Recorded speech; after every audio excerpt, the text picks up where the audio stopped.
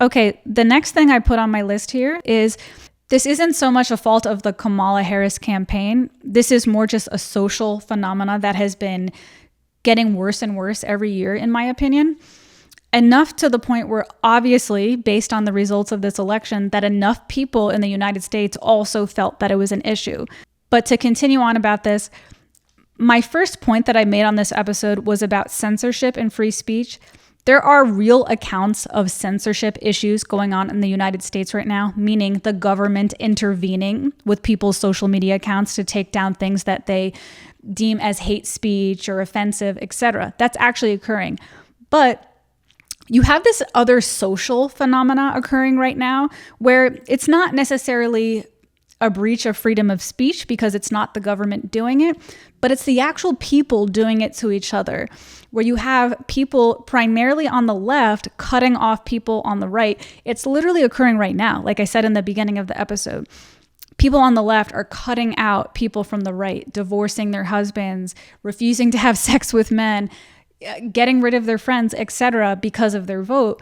But in my opinion, like I said in the beginning, that's actually just going to make things worse because I think that's actually how we got here in the first place. So it's just going to push things more and more in this direction. For every person that you cut off, it's just going to push them further in their beliefs, and it's not productive. People need to come back together and talk about this stuff, which is what I'm trying to do with this episode. I'm trying to help people understand this side of the story. But anyways, going back to what I was saying, there is this cultural phenomena of people on the left cutting off people on the right. And while it's not a breach of freedom of speech because it's not the government intervening, it sure as hell is pissing the people off. And I can speak from my own personal circumstances that I have had several people on the far left cut me out of their life, not from this election or the videos I posted, but from things that occurred way long ago. And I have a lot of examples, and I could keep listing them over and over, but I'll give you a few. I had a woman in my life who cut me off completely, blocked me on social media, and never talked to me again because I saw a Louis C.K. show several years after the Louis C.K. incident. He was performing publicly, and I decided it was a good idea to see him. And I had a girl completely cut me off because of that. I had a roommate once tell me I was a white supremacist because I listened to the Joe Rogan podcast. And that same roommate posted something on her Instagram where she said, if you support police officers in any way at all, and you have anything positive to say about police officers, then block me. I want to know the scumbag you are, reveal yourself, and I want to be cut out of your life completely because I don't want to be associated with something like that. But the thing is, that puts a lot of just regular American people who are in the center in this really confusing position where it's like, okay, well, I don't want to completely cut off police officers because I need police officers to do things in my life when I need them. Like for example, when my car was stolen, I had a car stolen in Philadelphia. I needed to call a police officer and file a police report so that I could make an insurance claim. Like just things like that happen all the time.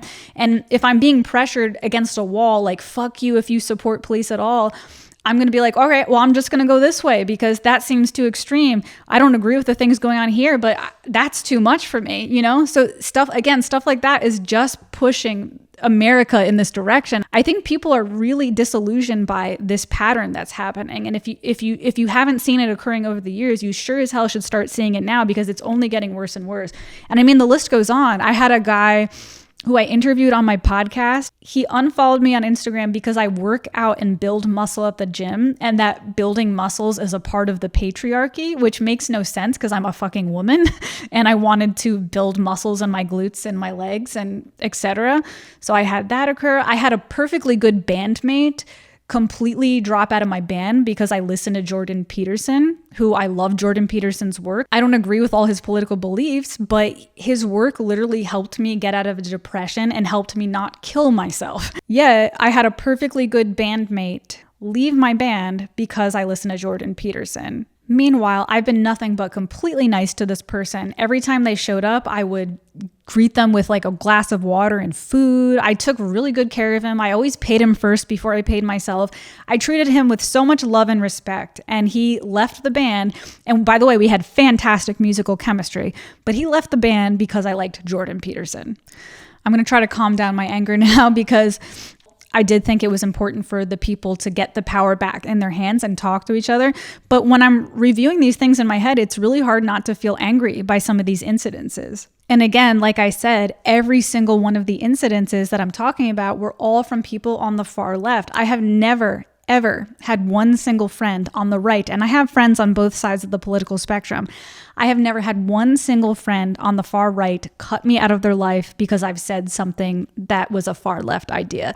And I have some far left ideas, and I've talked about it with these friends, and yet not a single one of my friends on the right have cut me out of their life because of that. So again, we could point fingers, but I do genuinely think some accountability here needs to be taken, that there is some cultural phenomena going on right now where people are cutting each other off politically, and a lot of this is coming from the left. And it's really interesting because when I think about this, it's almost like a chicken or the egg situation. I don't know where this cultural phenomena began. Like, how far back in history did this start, And it's like the chicken or the egg. Was it the American people that started getting aggravated and cutting each other off? And then the public media and news channels and YouTube channels, etc., started picking up on it, and then they kind of just fed each other? Or was it the politicians? Was it the political parties that started putting these ideas on social media as clickbait, and then these ideas started getting infiltrated with the American people, and then that snowballed? I feel like it started somewhere, and it's really hard to detect if it started with the people or if it started with the media companies. But either way, it's spiraling completely out of control, and I think we need to rein it in and start calming down and talking to each other about our political differences. Okay, lastly, the last thing that I put on here as a reason why the American people chose to vote red this year as opposed to blue, and why so many people voted red this year, is because... Hey guys, it's me, your host, Andrea Pranzatelli. If you enjoyed this clip today, please don't forget to hit subscribe. It is my dream to become a full-time podcaster, and your support helps more than you could possibly know. So again, hit that subscribe button to help me keep the momentum going on this channel. Also, for every single clip, there is a link in the description to the full episode if you would like to hear the full episode. And I also have a link to my Instagram below if you'd like to follow me on Instagram as well. So that's it. Have a good day, guys. Bye.